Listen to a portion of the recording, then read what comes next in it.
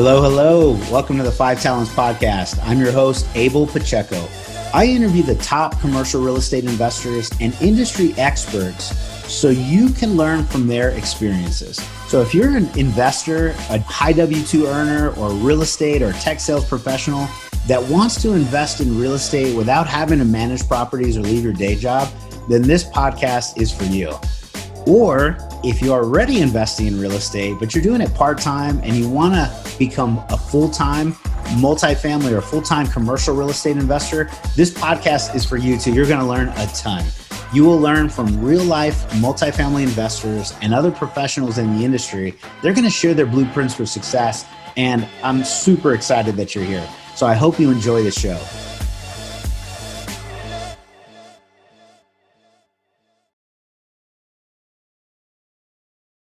Hello, hello. This is Abel Pacheco, your host for the Five Talents Podcast. We are very blessed, very humbled, very appreciative that we have just an amazing guest with us today. And I know I say that often, but every single time we just have amazing guests. And there is another one, Mr. Andy McMullen. So Andy, thank you very much for joining. Oh man, it's such a pleasure to be here, man. I've been wanting to be on your show for a while. Love hanging with you, Abel. Oh man, thank you. I'm super encouraged that you would take some time with us and our guest and our listeners rather, because I've known Andy for quite some time, and we got connected through, I think, LinkedIn, and I think we had a common connection, and you had reached out. We had a good conversation, and I was just learning a little bit more, and I go, man, 20 years in this real estate multifamily syndication. Sorry to age you so quickly, but he's got a lot of experience behind him. And so anyways, we're just very happy. Andy. Oh man, great to be here. Thanks, Abel. Yeah. So for anybody that doesn't know Andy McMullen, just to give you, a couple of those bullets, right? He's 20 years, like I said, in the real estate side of the house, multifamily syndication, just really an expert in this area. He's done over 1,000 units. We'll say that again. Only God's an expert, Abel.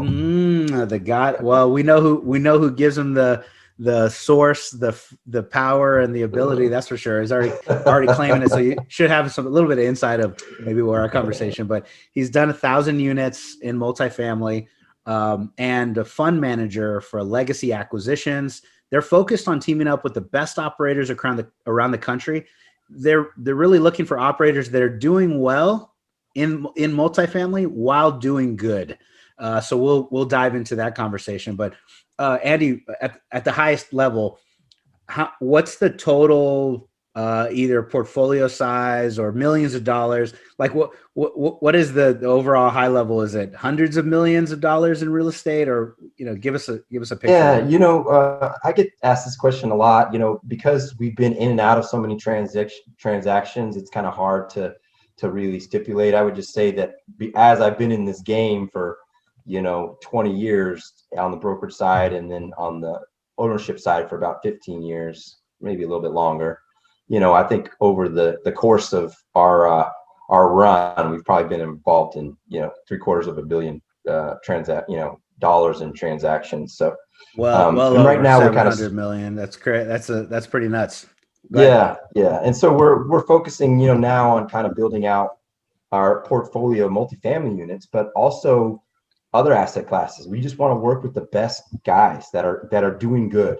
So I think I've told you we recently closed on a 330 unit in North Carolina and Winston-Salem, and the hook was, look, they've got all the pieces together: the reporting, the acquisition, the team, all the check boxes, and they're giving back to the community. So those are the kinds of deals we want to work on.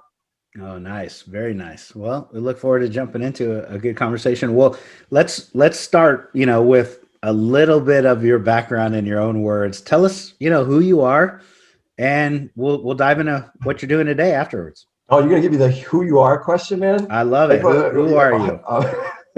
I am who I am. And that you certainly are, Andy. You certainly are, man. So, I started in this game about 20 years ago. As you mentioned, I was a commercial broker. I kind of, basically tripped and fell my way into the real estate game. Had really nowhere to go out of college. Found a friend who was in the game and brought me in. And so I started kind of at a boutique investment firms. So we had a brokerage group, investment group, property management group. So I was kind of able to take in all of those pieces. And then at some point, it was a little bit after my mentor passed away, I found myself just flailing. And I think part of that was I had been kind of in this, I'd been on this good run for a little while, and then I kind of tripped and fell, and I started to get, inside myself. And it wasn't until I really reached a mentor of mine, Bob D'Elia in LA, that I really started to find my footing again. So I've been in this game for 20 years, but succeeding, you definitely not for 20 years. Well, nobody starts off a pro and an expert, that's for sure. Everybody had their first day at something, and over a 20-year career, it's easy to say, oh yeah, I look back at the first few years, and this is how I was kind of, like you said, flailing, and now you've definitely come out of that. That's for sure. So I think that the thing is that you hit these peaks and valleys, right? Everybody wants to tell a story that's concise for a podcast, but really after a certain amount of time, you get broken down, your brain changes. I was reading about this story about, you cut it out if it sucks, but I think you'll like it. So I have a feeling we're not gonna cut out anything, man. This is gonna be a good conversation. Lobsters have been kind of walking the ocean floor for 450 million years, right? And we can observe these kind of antennas, these neurons that they've got, right? So we can study them. And what's interesting is, like, when an alpha and another alpha meet and they jump around and they box, they can kind of spray these streams of fluid that basically tell what's about the size, what's about the strength. And if they still choose to go at it, the loser, because he can't handle his station in life as the loser after he's been the alpha for all these years, his brain starts to dissolve. So that, you could kind of think of the alpha as I was. I wasn't the same guy that I didn't have the same brain that I did in high school succeeding. I didn't have the same brain that I did at the first stage. And if you study these, it really all comes back to the serotonin. So the lobsters that are out of these alphas, they have this high amount of serotonin. The ones that are weak have this low amount of serotonin. So you can make the case, like, there's so many things that we can do to elevate this level of serotonin, where it's the relationships that we're in, right? That we get a charge from being around people that want us to succeed, whether it's our diet, whether we're getting enough sleep. So I think of all these things in this time in my life where maybe I was flailing for 2 or 3 years. It was because I didn't have the same brain that I did before or that I did later. The lobsters, man. You know what? This is our first conversation about oceanic crustacean. But I'll tell you what. No one's told you about that before? No one's told me about but at the same time, it's like, I draw these, just kind of like you have, parallels to ourselves, right? Yeah. Neuroplasticity is another one. Yeah. And just kind of what you're mentioning, right, is like we literally create by firing off neurons and serotonin, all the stuff that I can't explain. But when we think a positive thought or a negative thought, we end up using the same kind of currents, the same channels that are dug out. Just if you think about, like Earth, when you dig a channel and it starts to rain and the water flows through that, and eventually it gets wider and wider, and then it becomes a river flowing. In your mind, you have the same exact thing. So if you practice the negative one over and over and over and over again, that stream or lake or river becomes wider, and it's just so hard for the water to go a different direction. Same way if you're practicing a positive one. Yep. And I know we're talking about, all this biological stuff right now, but they probably turned us off by now, but they're God, right? But, and I know you're a man of faith. If you don't mind me talking about it now, it's like, dude, sure. That's for me. This is it, prayer, faith, meditation, getting into it and the word. And it literally helps me rewire those currents, that are, going through my mind. And, the more time that I do that, the better I've done, just like you have. And all the times that I failed, same exact thing that you mentioned, whether it's 6 months or year, couple of years, I was like, I can look back and I'm like, I wasn't in I wasn't in the mode. I wasn't in the zone. Wasn't in That's the it. side of it. And you can kind of look, you don't know it necessarily at the time, but you can look back and think about all the times that you had to get unstuck. And that's basically what happened with me, is that I got better at speeding up that kind of process, getting unstuck. And part of it, as you said, was the source, right? Realizing that none of this belongs to us anyways, right? So why not create the most good and power? And the other thing that I kind of struggled with early on in my career, we've talked about it a little bit, is that at the office, I always kind of had to shelve my faith. And at the church or the community, I kind of had to shelve my ambition, right? So it wasn't until recently that I've kind of found this community of people that are interested in both creating wealth for future families, for doing good for these communities that we're investing in. So anyways, that we talk a lot about. Not everybody on my team is a Christian. That's not the prerequisite, but they know what drives me, right? They know my why. So it's good. It's great to be in a spot where you can just be yourself, who you are, what you're about, and then, accept others, whether they're the same as you or not. That's not the point. The point is you can be who you are and what you're about, and we can go do business and then affect good a lot of times. So let's continue on this path, because you like to invest with operators or teams that are doing well while they're doing good. What does that mean? Dig into that a little bit for us, because you're a fund manager.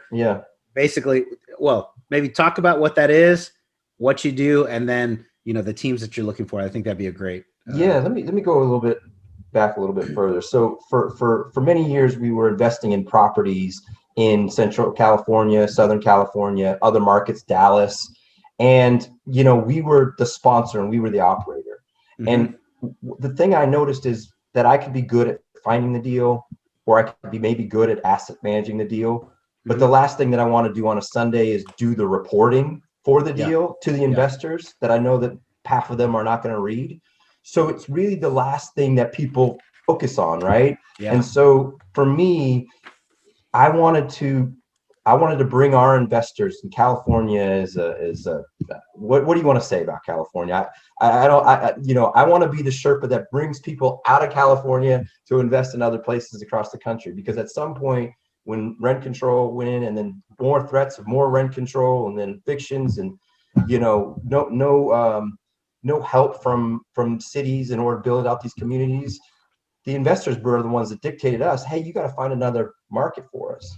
So what we decided to do really in the last 18 months, 2 years really, is pivot into, let's create a fund that can go out and add value to all the best operators across the country. And not just ones that can find the deal, not just ones that can execute the business plan, not the ones that can give the exit, but the ones that are also reporting, giving our investors that white glove experience and doing good in the community. So that's a pretty rare group, right? I mean, we have to say no a lot, and then if you consider, hey, you're looking at kind of the track record and how many deals have they exited, etc., it's a small pond. So anyways, that's kind of what we're trying to achieve. Got it. So going back so that everyone kind of understands how you got here, right? And maybe to frame it for our listeners, we've got some passive investors that are trying to learn more about multifamily and syndication and what's available in the world to invest in, and how to do it effectively so that everyone can make as much money as possible. And then I think we have a lot of general partners, first time, second time, third time. They're trying to learn more to get to a spot where I can say I've had a long 20-year success track record, right? So I asked the question to kind of give everyone a frame of reference. How many deals did you do as an active sponsor? Was it like 15, 10, 15, 20, more, less? How many did you do actively first? I think we were probably, I would say it's got to get up in that 20, 25 range. So, remember, hey, well, you're thinking about, when I started, I'm aging myself, that's fine. At 99, I hit the 2000 cycle, right? Where everybody, all my friends were paper millionaires. I was still riding around in my Ford Escort. And then, in 2001, right, 9/11, and then 2008. So you can imagine the cycles that we've had to go through. And so we've had to get in and out of quite a few deals. But through that, we partnered with other operators, and some of them were really talented operators, but the cruise itself was painful for the investors, and that falls on us. If I bring an operator and introduce to our investor that we've had over years, and so anyways, and I would love to talk to the LPs and the GPs. What do you think that they care most about? What do you think your audience cares most about? I think we're trying to figure out how to choose the right team, how to choose the right market, how to choose the right deal, how to choose, right? And then secondly, it's I love talking about I don't know if we've said a lot on the show, but the difference between a pro forma projection and the actual delivery. And some investors that I talk to and speak to off this podcast, it's like, well, this one says 18%. And this one says 16. So I'm going to go with the 18% pro forma projection. And I go, it's not as simple as that. So that would be, all this would be great discussion, because you having done 20 deals ish, 20, whatever they are. It's a lot of cycles. And that has put you in a different realm, a different category, because you were on the team, what went well and what went wrong, and kind of what you shielded from them and giving a return. And then, what was really great about all the great things you did. And now that's what you're kind of looking for again, right? So talk to us a little bit about this. What's interesting is there's always this kind of dilemma as an operator. Like, you're going to put out your deck. How conservative are you going to underwrite this thing, right? Are you going to put it out at 16 when your competitors are putting it out at 20, but it's a much less conservative deal, and LPs that are just looking at it, I'll take a 20. But you have to really dig into the numbers. So the last deal that we did, we thought we weren't going to be doing any deals when COVID hit in February, March. But this deal that we saw was so conservatively underwritten, break even of 59%. For people that don't know what that means, basically, this property could pay all of its bills if occupancy fell from where it currently is at 97% all the way down to 59%. We could give our investors, A-share investors, an 8% preferred return if occupancy fell all the way down to 62 or 63%. So that's a pretty big runway there, right? But when the pro forma goes out and it says a 15 to 16% IRR, and people have been used to seeing a 2 times multiple, right? Or 2.2, it's a little bit more difficult to market to investors. So I think they really got to dig in to the team and then the underwriting. Like, I just saw a couple deals that came across my desk this week that they're still projecting 4% annual increases, right? And 4 every year. If you're not going flat for this year, and hopefully next year maybe 1 or 2%, but even in a hot market. So that's what I would just have. We've kind of created like our bullet points of the things that we want our LPs to look at in a deal. And I think that would be helpful. So maybe I can send that over to you, and you can get that out to your community. Send it over. If you don't have in a spot where you're like, can put it on the website or something like that, send it over and I'll have it. Anybody that asks me, I'll have it. While we're on the show, let's dig into a couple of the most memorable points of these assumptions. So when you're looking through the underwriting, he mentioned break even. So for the listeners, exactly what Andy mentioned. How low can this occupancy get while the deal can still pay for the bills in it? And that's really great. What are some other ones that just off the top of your head, you can say, this is pretty important too?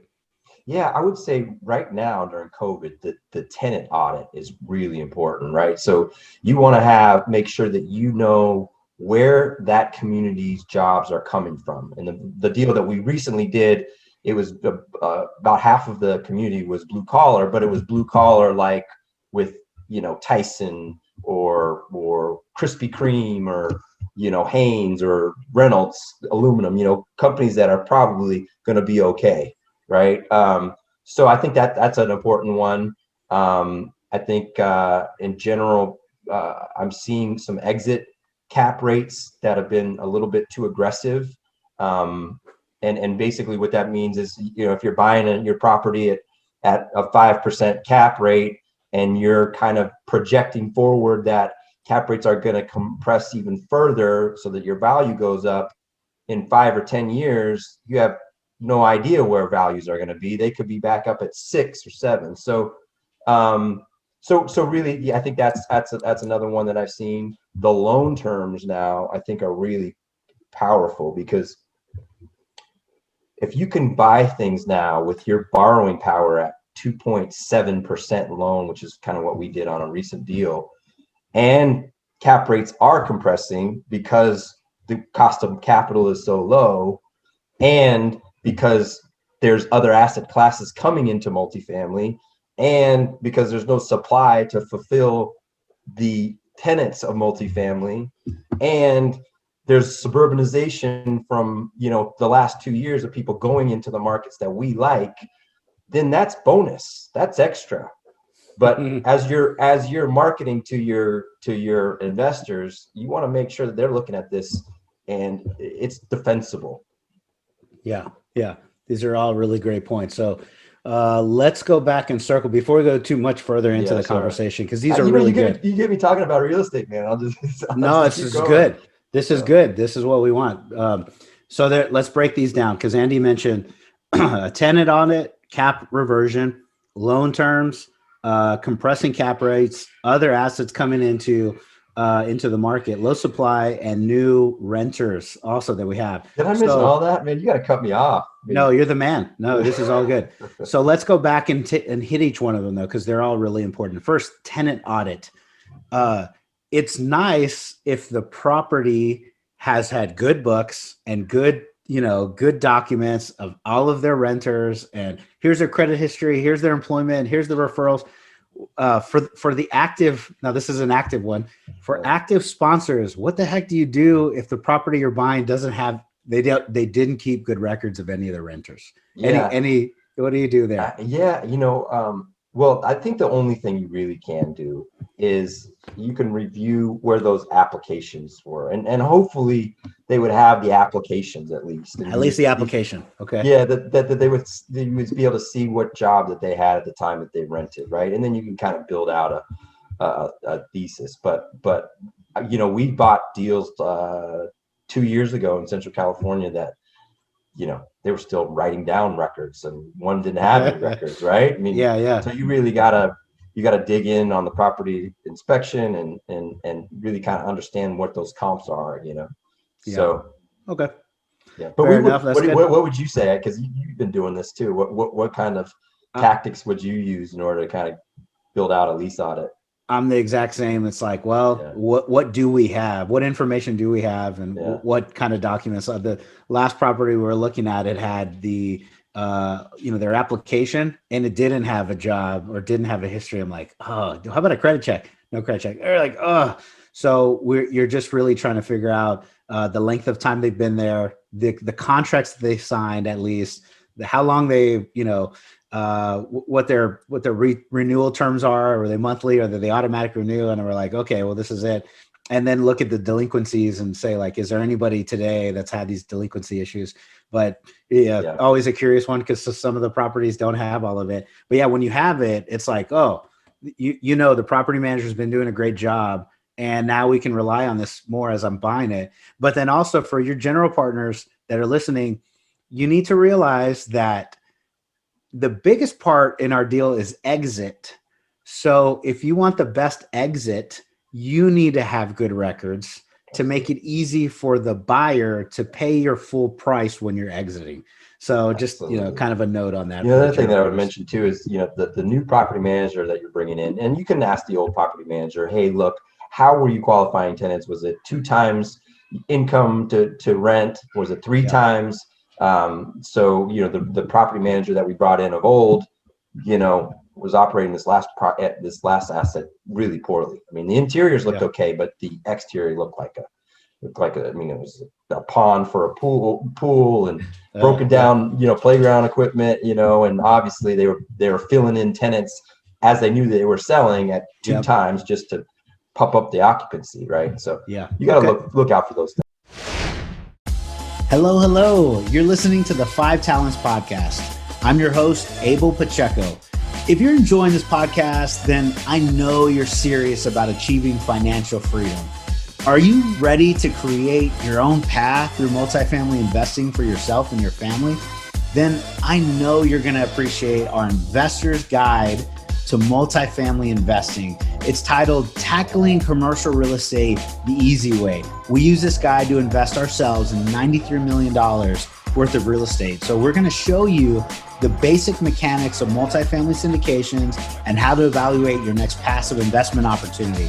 So the best part, if you subscribe to our podcast now, leave us a review and a rating. I'm going to give you a free copy of our ebook. So please take a moment to do that now.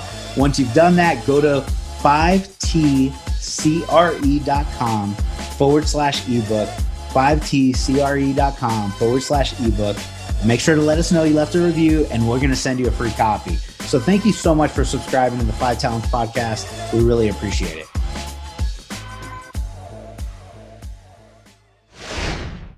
Get some good indication. Okay, cool. The next one of the biggest ones is this cap reversion, right? Because you can, when I start looking at underwriting and start really digging into the analysis, again, for the active operators and the limited partners, what's your entry? What cap rate did you buy it at? It's kind of like, how conservative was your buy? And then how conservative is your plan to sell it? So what Andy mentioned, if you buy at 5 and you sold it at 5.5, that's 10 basis points a year, which a lot of people kind of use that. 10 basis points a year. In the opposite direction, we think and hope cap rates are going to compress, which means we get a better price when we sell, which is really great for all of us. But you don't plan it that way. You plan on the opposite. If in case cap rates go the other way, you've at least covered yourself. What do you guys use? Do you all use like 10 basis points a year or 20 basis points a year? And I think it definitely does depend. But I think that, don't you hate that too when you ask somebody a question? They're like, oh, it depends. It's like every attorney, right? It's still the truth, man. It's different market, different asset class. But yes, so like if we're doing storage, it'll be a little bit different, right, than it would be for multifamily. But I think that a takeaway that your audience might appreciate is that you also want to look at how poorly have they been operating that property? Because on your entry, if you've got a big a spread between where their rents are and where the market rents are, and they're selling and you can pick it up at a cap that's maybe it's a 4, but you know that the upside gets you to a 6 or 7 so you really the entry cap isn't as important. I'm just using that as an example. If you had a fully stabilized asset, this is where they're trading today on average, and we want them to be trading better, obviously, but we need to make our 18 to 20%, whatever that is, if the cap rate goes up. I think that we were about 70 basis, it was 75, but we were also on 10-year hold. So almost a full 100, one full interest rate of cap rate or whatever you want to call it, 1 point, which is 100 basis points. Right. And for those that are like, what's the heck's a basis point? Just think of from 5 to 6% cap rate, there's 100 of those decibels that go to a basis point and somewhere in between. So anyways, that's one of the biggest factors I realized, because when I first started underwriting, I was looking at, 0 increase for market rent, very low conservative rent premiums and all this stuff. We're getting technical, but then you make one little dial at the end, reversion entry cap rate, and everything changes. Like, man, that deal works, or it was a crappy deal. So anyways, those are awesome. And then you mentioned, go ahead. No, I was just going to say, just your point is that we talk with our team a little bit about, just the levers that we can pull, and how quickly a deal can go from a 20 to a 4 or a 5% return. And, those levers are, like you said, the interest rate, right? Like you said, the cash flow. If you can't achieve those rents, you have 3 scenarios. Here's the worst case scenario, here's the best case scenario, and you're probably somewhere in this range. How much are you going to be able to prepay your taxes and insurance so that you're not worried about that each month? How much have you put away for your reserves? The big cost, obviously, is the price per unit, because we're dealing in a lot of different markets. if I'm doing something in California, you could see stuff at 15,000 a door, right? And that would be a value add deal, but maybe not even a heavy value add deal. You go to somewhere in Texas, maybe it's 5 or 10. So anyways, those levers to pull. I think if anybody just picked a spreadsheet, just played with a deal, and you can kind of get a sense of how little, just a smidge, right? 20 basis points. Yeah, it changes the whole deal. So those are all good points too. Loan to value. If I'm buying at 80-20 versus somebody buying at 70-30. Yep. Now, I could justify and say, hey, my reversion cap rate is not as great as yours, but I'm also putting more in the deal, which makes my debt service coverage ratio better. Yada. But these are all good points, because like all of these terms, for those passive investors that are listening, if these are new terms to you, these are the things that you want to go Google. I hope you've been taking some notes, kind of like I have. You can take these terms, you can go to Google, you can figure the stuff out. If you're a new active partner, general partner, these are some of the things that you want to play with on that calculator as well. And, you just kind of get more familiar with it. Like it's a repetition thing. The more that you do it, the more you're going to get into it. So anyways, there's so many tools now, Abel. When I was coming up, we had the Hewlett Packard, the HP 10.2. They've got some really cool. Now you're definitely dating yourself. Oh, come on, all man. The 20 years and other stuff that might have been over my head, man. That was this guy's been doing it for a while. But when you say the HP 10.2, I go, oh, dude, you were. I go, you're old, dude. I'm just kidding, brother. I'm just kidding. I'm saying for the passive investors that they've got an app now. It's called, and it is HP 10.2. And now all you got to do is it asks you questions. It says, how much money do you want to retire with? Okay. I love it. I want to retire with this amount. Well, this is how much, and this is the return that I want. Well, if I'm investing in a fund, I want 10%. How long do I have? What's the horizon? So all of these things or cash flow, distributions, or what's the IRR, or what's the so anyways, we can get all technical, but I'm saying that for passive investors, there's tools out there that make this really easy. It doesn't have to be technical. Yeah, that's awesome. Okay, that's great. Now, that's kind of underwriting things. And Andy was saying, these are the things that make it a solid core. It's kind of like your cake. You bake the cake. Now there's all this icing on top. Oh man, what an amazing time to own some of this commercial real estate and be a passive investor, to get into it and try to own a little piece of, of your portfolio, bigger portfolio. So cap rates compressing versus cap rates, getting larger. I'll just mention this. The 10-year treasury, was at an all-time low a few months ago. It was at like 65 basis points. So 0.65 of 1%. Is a 10-year treasury. That's not necessarily where interest rates come from, but it puts pressure on interest rates. So if it's super low, interest rates tend to follow. And it was super low. Now it's risen. We're recording this in December, sometime in December 2020. I forget what date. But there's pressure on the 10-year treasury because there's the reports of 255,000 jobs that are coming out of the market, that are available back in the market, back from unemployment. So that puts pressure on the 10-year treasury. Now it's at like 0.9% is the 10-year treasury. So when people are, maybe trying to time the market and say, well, I'm going to wait a little bit more to get the best possible loan. I don't have a crystal ball, but we may have seen a bottom. Who knows? I'll let you take the judgment call on that. But if I was underwriting a deal today and know that I'm going to close it 3 to 6 months from now, I would definitely increase your loan terms. You mentioned 2.7% interest rate that you got this last deal on. Yeah. You may have very well hit a freaking all-time low. Anyways, let's see what happens next year. But tell us about that loan. What was it? An agency, Freddie, floater with a fixed rate cap, lock rate cap, or something like that? Yeah, floater.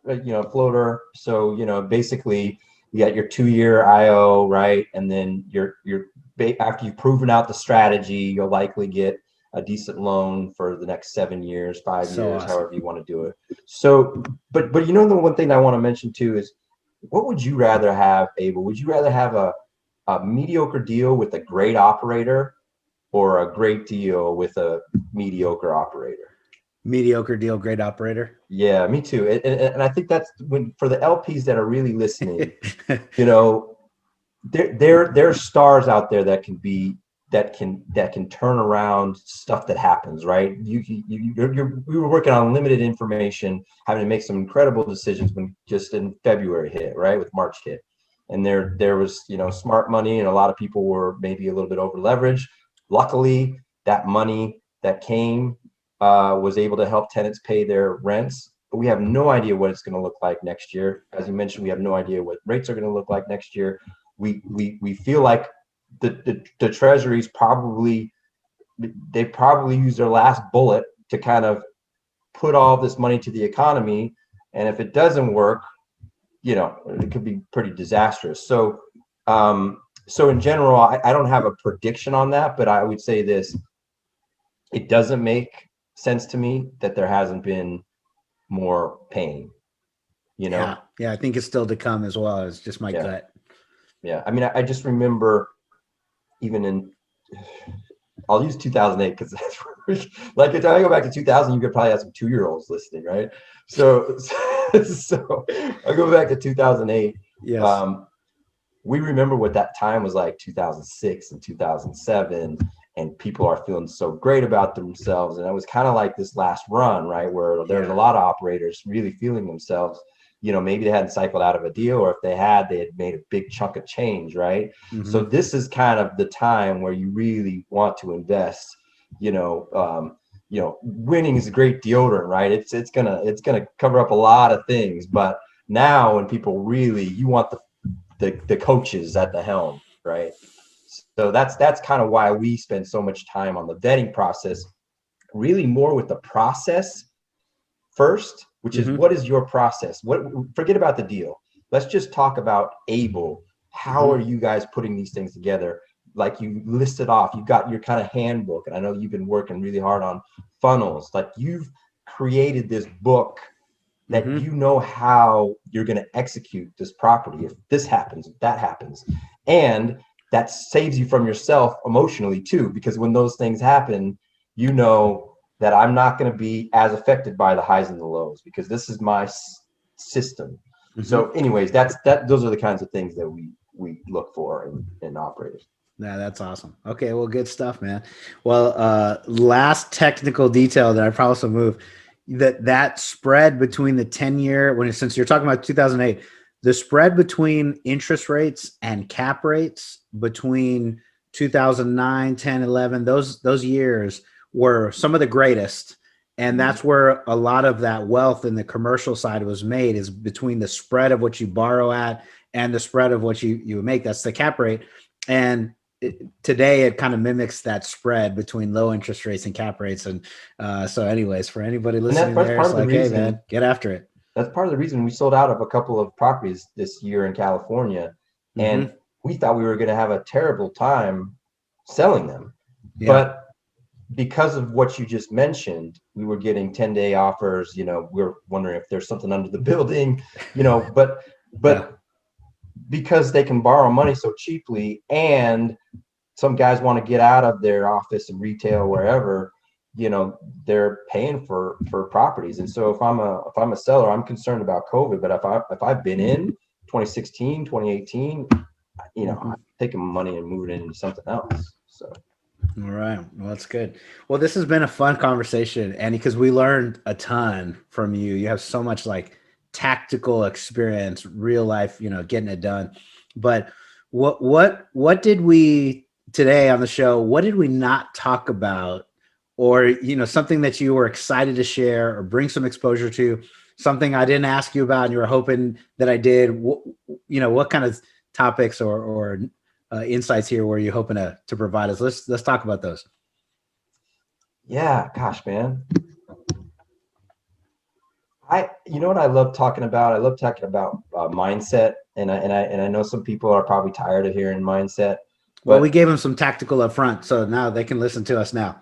Yeah. Woo! I love talking mindset, man. Yeah. So bring it on, dude. I love it. Well, for me, it was about, it kind of goes back to my story when I was kind of floundering, is that I didn't have these kind of systems in place that were preset, these habits, and so like you talked about kind of, it's something gets stronger and stronger the more time that you do it. There's actually people can look it up. It's a myelin, MYELIN sheath around your neurons that becomes stronger and stronger the more time that you do it. So I'll play the piano and I'll play a little part, right? And I can do that. If I break it up into small parts, I can get really good at that part. And that part comes stronger. And then I can move on to the next one, to the next one, to the next one. A myelin sheath.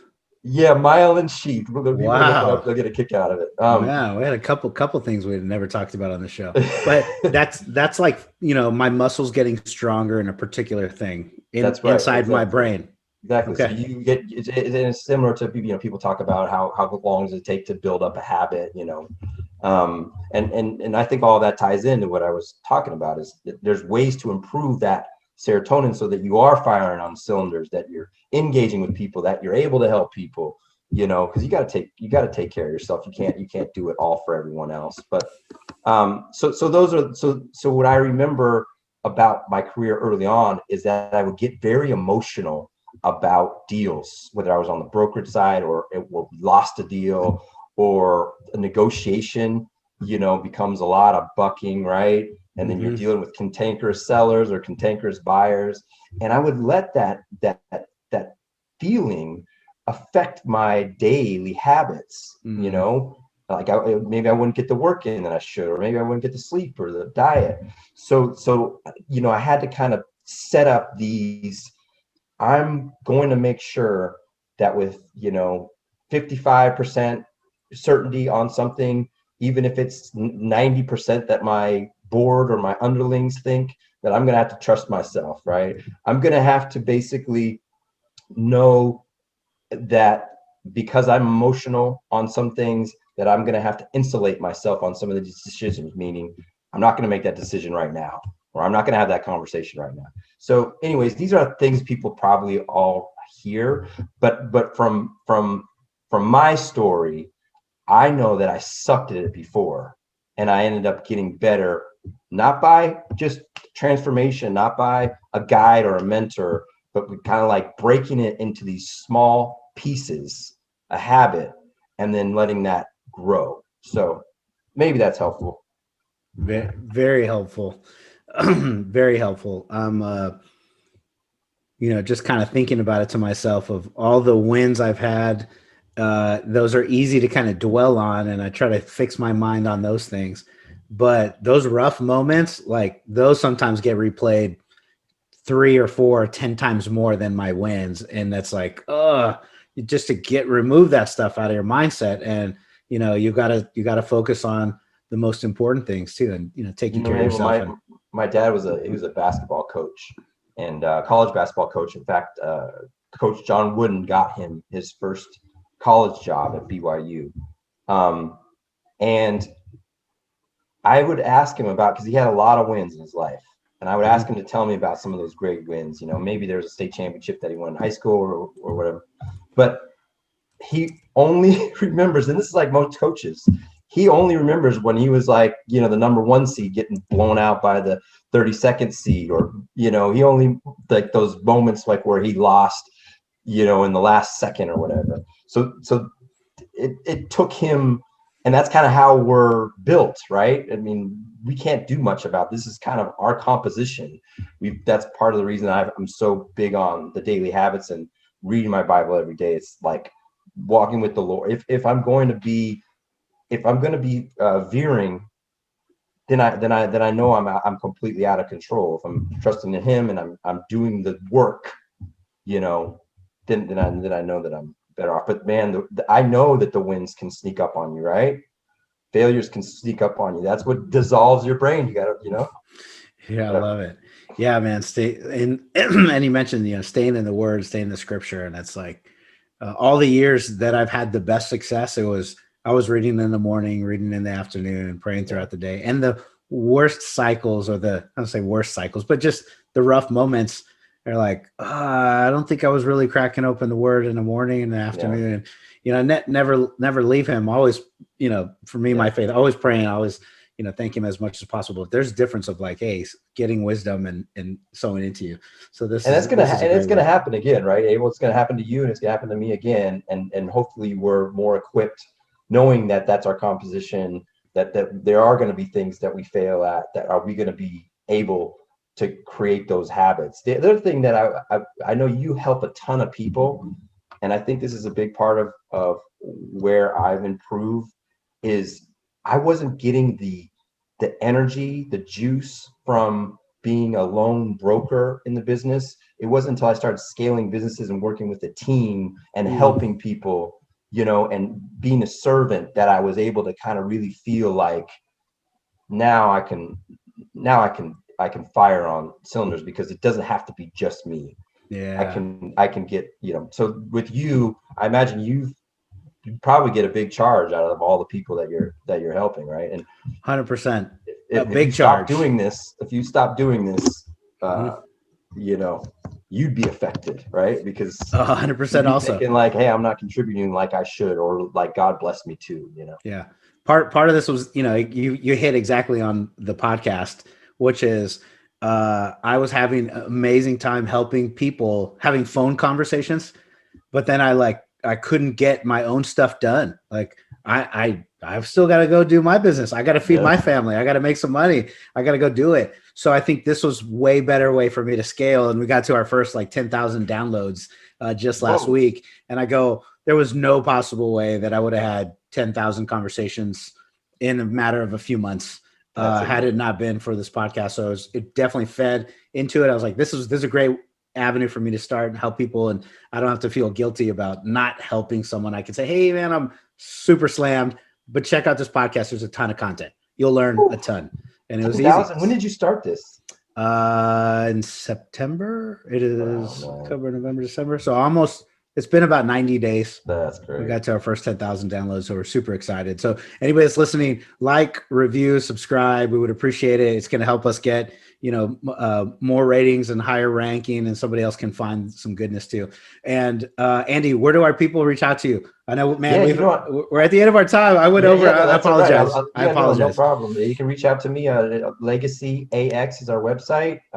If you want to learn a little bit of some of the projects that we've done, and then I'm on LinkedIn. Would love to help anybody that I can on LinkedIn. Say your website one more time. Sorry. Legacy, LEGACYAX. Okay. .com. And LinkedIn as well. Absolutely. Okay.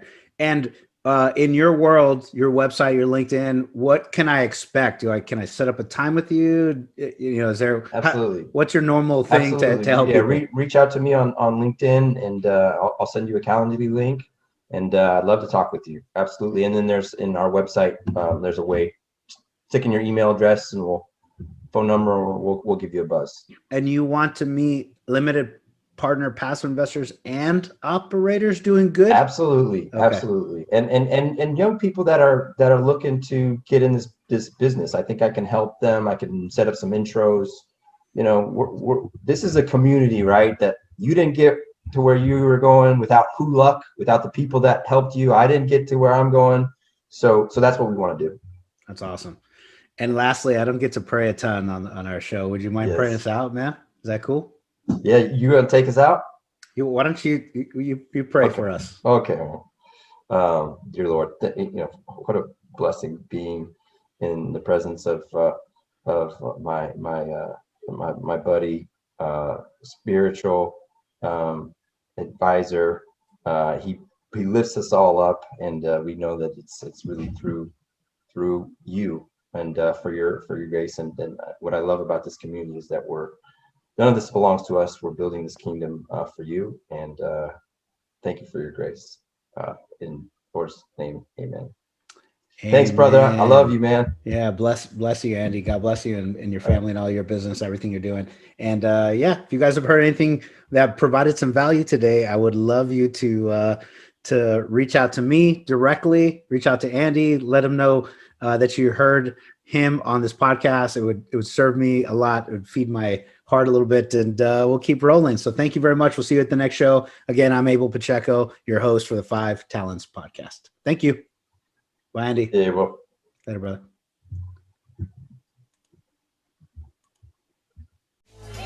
Thank you for listening to this episode of the 5 Talents podcast with your host, myself, Abel Pacheco. Each week, we're going to bring you interviews from industry experts and commercial real estate investors who followed their dreams and achieved massive success. Before you leave, let me ask you a few questions. Did you enjoy this episode? Did you learn something valuable? Was your mind stretched to what's possible and what you can achieve? Do you want other experts just like the one you heard today? If you answered yes to any or all of those questions, then please take a moment to subscribe to the 5 Talents podcast, give us a 5-star rating, and most importantly, leave us a written review. Tell us what you liked, tell us your favorite guest, give us any feedback. I'm excited to learn and improve so you can get a more valuable show. So thank you again for subscribing to the 5 Talents podcast.